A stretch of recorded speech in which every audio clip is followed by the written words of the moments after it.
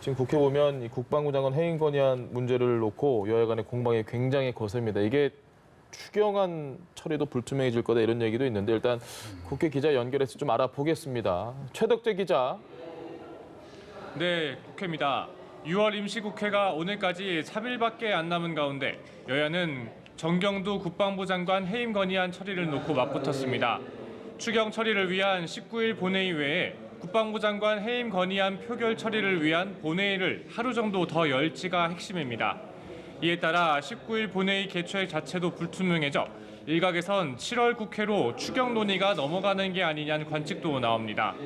더불어민주당은 자유한국당의 정경두 국방장관 해임 건의안 표결 요구를 정면 비판했습니다. 이인영 원내대표는 착한 추경을 나쁜 정쟁으로 괴롭히지 말라며 한국당이 추경을 버리고 방탄국회를 선택했다고 비판했습니다.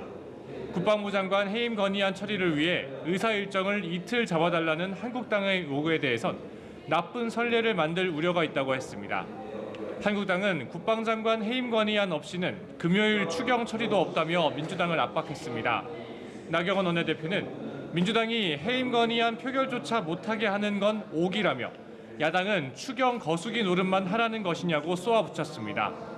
바른미래당 오신환 원내대표도 민주당은 더 이상 목리를 부리지 말라며 국정조사 요구와 정 장관 해임 건의는 너무나 당연하다고 밝혔습니다. 네, 그리고 이번 주 목요일 모레죠. 문재인 대통령과 여야 5당 대표가 만나기로 했습니다. 이 내용도 전해주시죠. 네, 그렇습니다. 민주당 윤호중, 한국당 박맹우, 바른미래당 임재훈 등 여야 5당 사무총장들이 모여 일본의 수출 규제 조치에 대응하기 위한 문 대통령과 5당 대표의 회의 일정을 논의했습니다.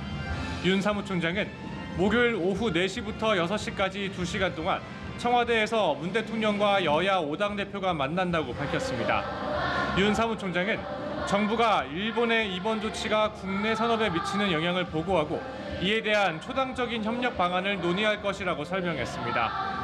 회동에선 일본 수출 규제 논란뿐 아니라 다양한 전국 논의도 이어질 전망입니다. 이에 따라 정경두 국방장관 해임 건의안 문제와 추경 처리 등 답답한 전국 상황들을 풀 실마리를 찾을 수 있을지에도 관심이 모아집니다. 그리고 문재인 대통령이 오늘 윤석열 검찰총장 후보자 임명을 제거했습니다. 여야 반응 어떻습니까? 네, 윤석열 신임 검찰총장에 대한 국회 인사청문보고서 재송부 시한은 어제까지였습니다. 어제까지 청문보고서가 제출되지 않았고 청와대는 오늘 오후 윤 후보자 임명 절차를 밟았습니다. 여야는 상반된 반응을 보이고 있습니다. 민주당은 윤 후보자야말로 검찰개혁을 진행할 적임자이고 청문회 위증 논란도 말실수에 불과하다는 입장을 유지하고 있습니다. 한국당은 비판의 날을 세웠는데요. 나경원 원내대표는 의회와 국민을 모욕하고 무시하는 도를 넘는 행위라고 맹비난했습니다.